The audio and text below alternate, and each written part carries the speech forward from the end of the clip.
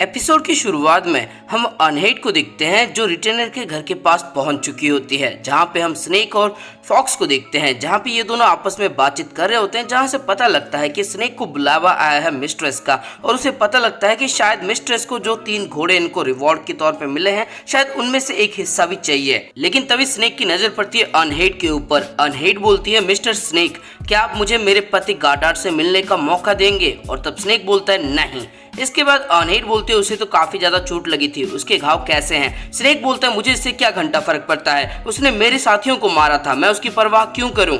तभी यहाँ पे एक बंदा घोड़ा लेके आता है। स्नेक बोलता है कि मैं मिस्टर से मिलने के लिए जा रहा हूँ, तुम जाके अनहेड को छोड़ देना ग्रैंडपा के पास। इसके बाद यहाँ से स्नेक निकल जाता है और जो दूसरा बंदा होता है वो अनहेड को छोड़ने के लिए जाने वाला होता है, लेकिन तभी उसे याद आता है कि यहाँ पे तो कोई और घोड़ा है नहीं और वो बोलता है कि क्या मुझे वहां से चल के जाना होगा? और इसके बाद इसकी नजर पड़ती है खूबसूरत अनहेड की तरफ। अनहेड बोलती है क्या तुम प्लीज मुझे मेरे पति से मिला सकते हो? मैं वादा करती हूँ मैं उसे भागने में मदद नहीं करूंगी, मैं बस उसके घाव पे मरहम लगाना चाहती हूँ। और इसके बाद ये बंदा थोड़ा सा ब्लश मारता है और बोलता है कि लेकिन बॉस ने कहा था। और इसके बाद सीन शिफ्ट होता है जहाँ पे हम बाकी रिटेनर को देखते हैं जो दारू पी के मजाक मस्ती कर रहे होते हैं। तभी ये बंदा पहुंच जाता है अनहेड को लेके और वो बोलते हैं कि तुम कैटल की औरत के साथ यहाँ पे क्या कर रहे हो? और ये बोलता है कि ये बॉस का ऑर्डर है, वो चाहते हैं कि अनहेड गार्डार्ड के घाव के ऊपर मलहम लगाए। इसके बाद अनहेड गार्डार्ड की तरफ देखती है और उसका नाम पुकारती है, जिसकी वजह से गार्डार्ड अचानक से उठ जाता है और बोलता है अनहेड। इसके बाद अनहेड इसके सामने जाती है, इसके चेहरे के पास अपना हाथ लेके जाती है, लेकिन अचानक से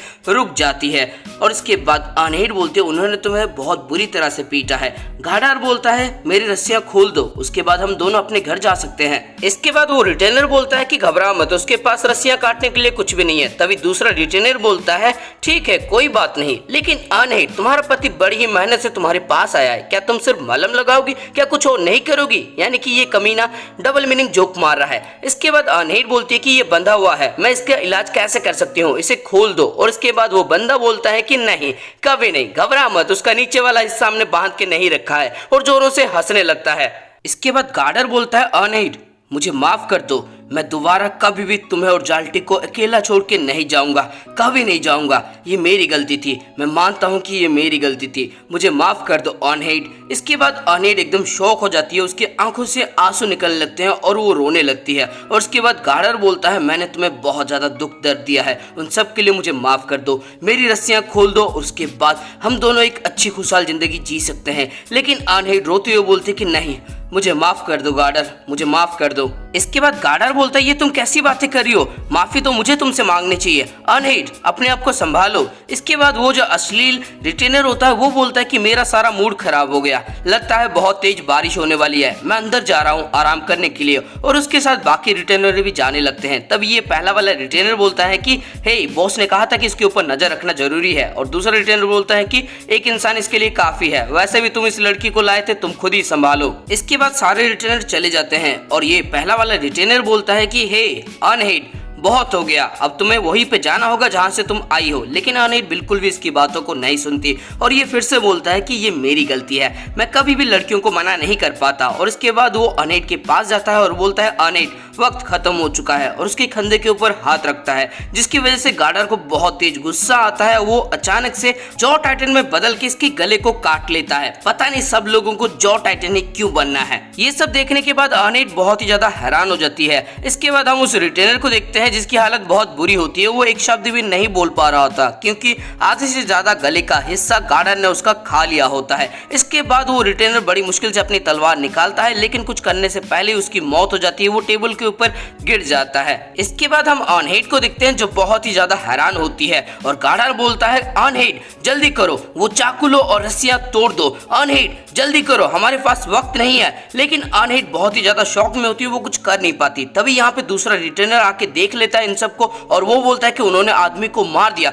जल्दी से आओ। और वो बाकी रिटेनर को बुलाने लगता है। यहाँ पे गार्डर चिल्लाता रह जाता है कि जल्दी करो, रस्सियां काट दो वरना वो हमें मार देंगे। और इसके बाद अचानक से सीन शिफ्ट हो जाता है और हम कटी हुई रस्सी और एक चाकू को देखते हैं। इसके बाद हम यहाँ पे देखते हैं स्नेक को, जो देखता है कि उसके सारे बंदे मरे पड़े होते हैं। और इसके बाद यहाँ पे फॉक्स आता है और बोलता है बॉस बुरी खबर है, इनमें से कोई भी नहीं बचा, ये सब मर चुके हैं।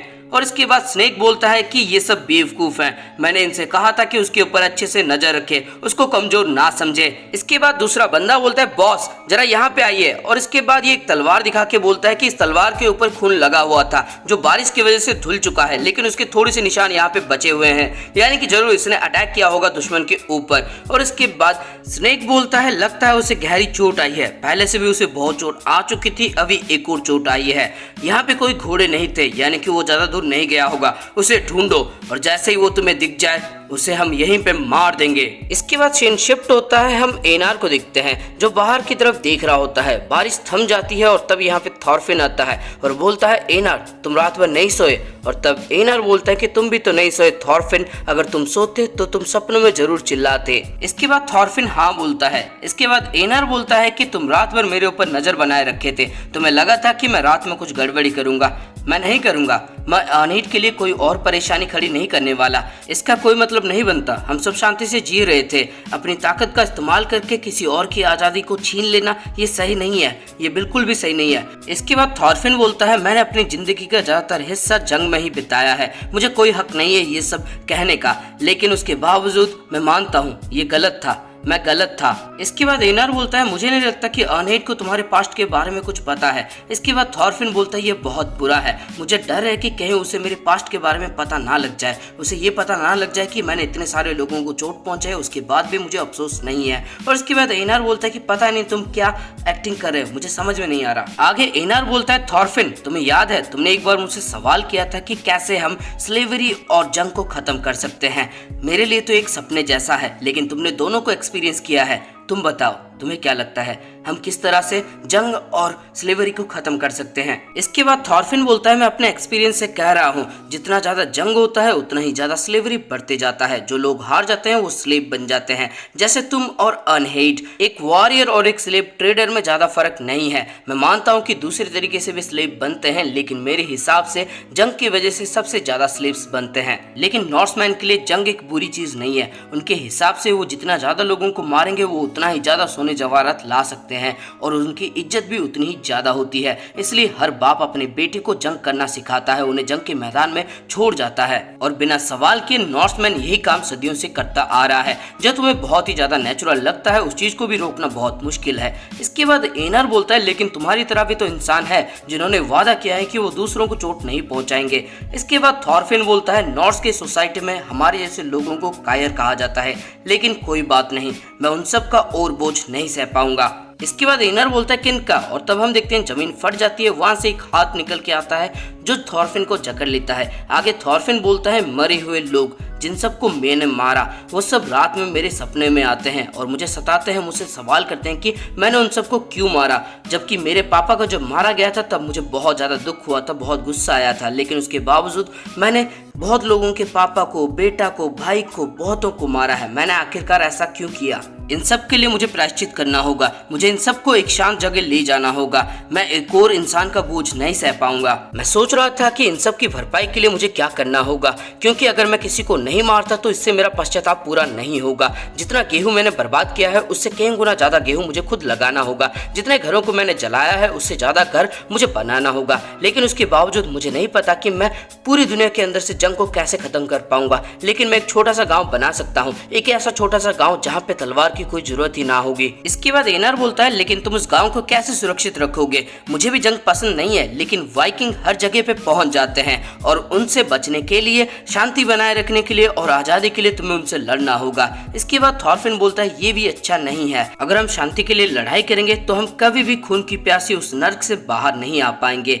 इसके बाद एनार बोलता है यानी कि ये एक सपने जैसा ही था, तुम्हें पृथ्वी के अंत तक जाना होगा, एक ऐसी जमीन ढूंढनी होगी जो सिर्फ कमजोरियों के लिए होगी, जहां पे वाइकिंग ना पहुंच पाए। इसके बाद हम एक लड़की की आवाज सुन सकते हैं जो बोलती है कि अगर मैं समंदर के उस पार उस किनारे पे चले जाऊं तो वहां पे क्या होगा, शायद वहां पे कुछ भी नहीं होगा, मैं कहीं पे भी क्यों ना चली जाऊं, सब कुछ सेम ही रहेगा, हर जगह पे जंग, स्लेवरी, स्लेव ट्रेडर्स रहते ही हैं। इसके बाद थॉरफिन बोलता है वेस्ट की तरफ समंदर को पार करने के बाद एक ऐसी जमीन है जहाँ पे स्लेवरी नहीं है, स्लेव ट्रेडर्स नहीं है, जहाँ पे किसी का भी हक नहीं है। और इसके बाद एनार बोलता है क्या सच में इस तरह की एक जमीन है, और इसके बाद थॉरफिन बोलता है कि हाँ है, मैं भूल गया था। जब मैं एक छोटा बच्चा हुआ करता था तब लेफ नाम के एक सोलर ने मुझे इसके बारे में बताया था। समंदर के उस पार वेस्ट की तरफ एक ऐसी जमीन है जहाँ पे अभी तक कोई नहीं गया है। वो जमीन काफी ज्यादा उपजाऊ है। इसके बाद एनर बोलता है ये तो कमाल का है, अगर हम वहाँ पे जा पाएंगे। और इसके बाद थॉरफिन बोलता है कि नहीं,